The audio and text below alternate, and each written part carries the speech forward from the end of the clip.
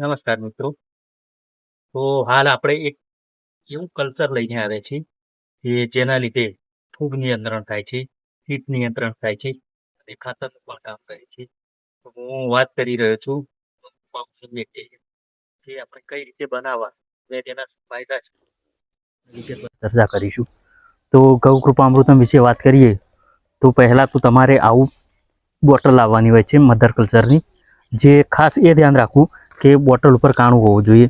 જો બોટલ ઉપર કાણું નહીં હોય તો એમાં જે હવા લેતા બેક્ટેરિયા છે તેનો નાશ થઈ જાય છે.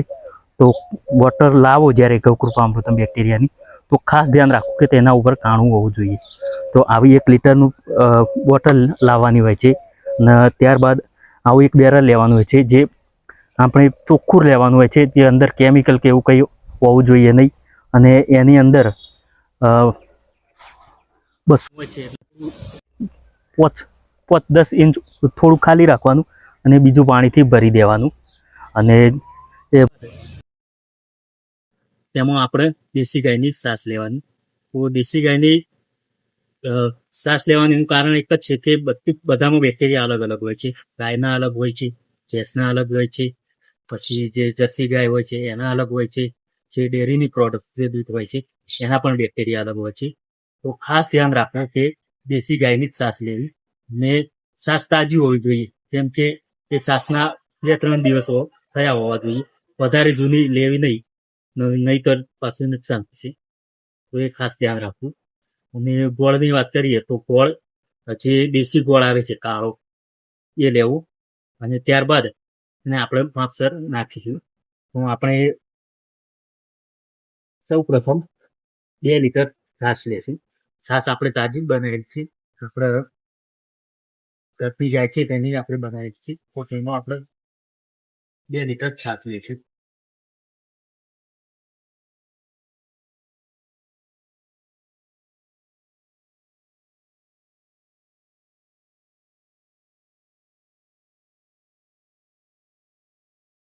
બે લીટર છાશ લીધા બાદ હવે આપણે એમાં 2 કિલો દેશી ગોળ એડ કરીશું.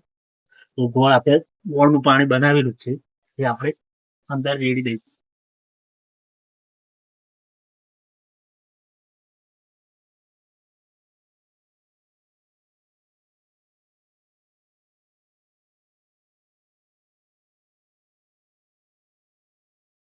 ગોળ ઉમેર્યા બાદ હવે છેલ્લે આપણે જે ગૌકૃપામૃતમ બેક્ટેરિયાનું મધર કલ્ચર છે તે આપણે એડ કરીશું. કરી લઉં સીધું અંદર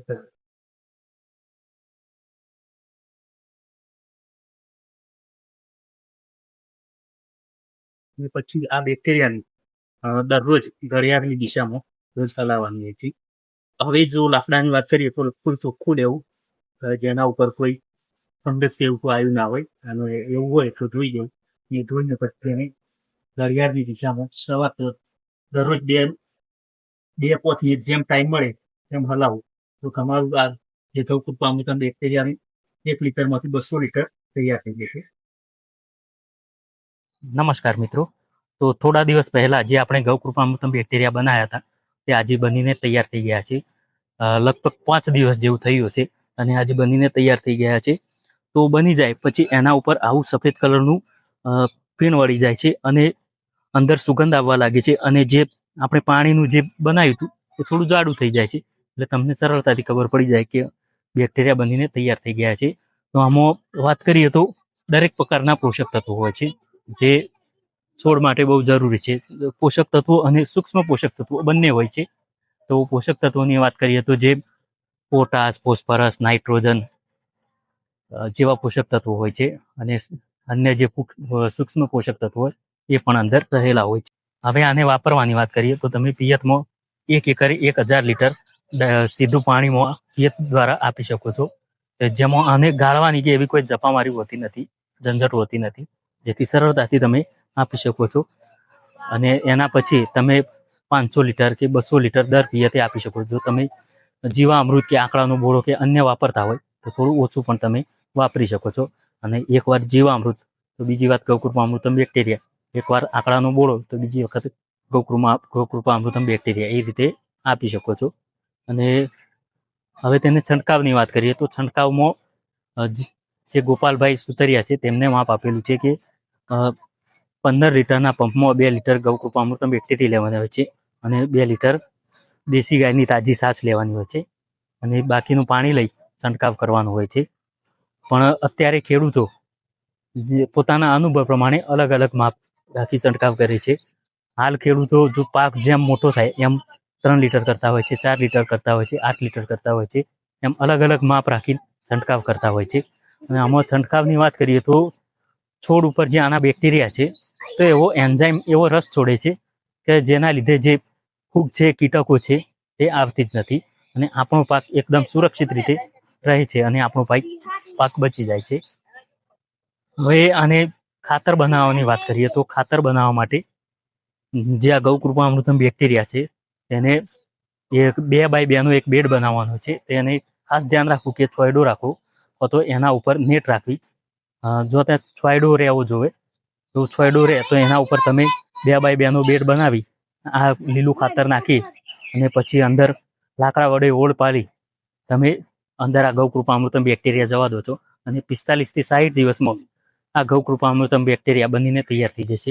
બન્યા પછી એકદમ પોચા અને જે ચા જેવી ભૂકી હોય એવો બનીને તૈયાર થઈ જાય છે, જેના અંદર પણ ખૂબ સારા પોષક તત્વો હોય છે. તો આપણે એક જ ગૌકૃપામૃતમ બેક્ટેરિયાથી અલગ અલગ લાભ થાય છે.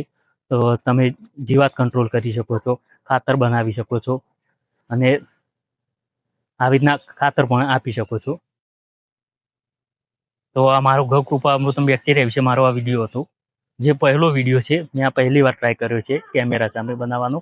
તો આ મારો વિડીયો કેવો લાગ્યો? જો સારો લાગ્યો હોય તો મારી ચેનલને લાઈક, શેર અને સબસ્ક્રાઈબ કરજો. નમસ્તે.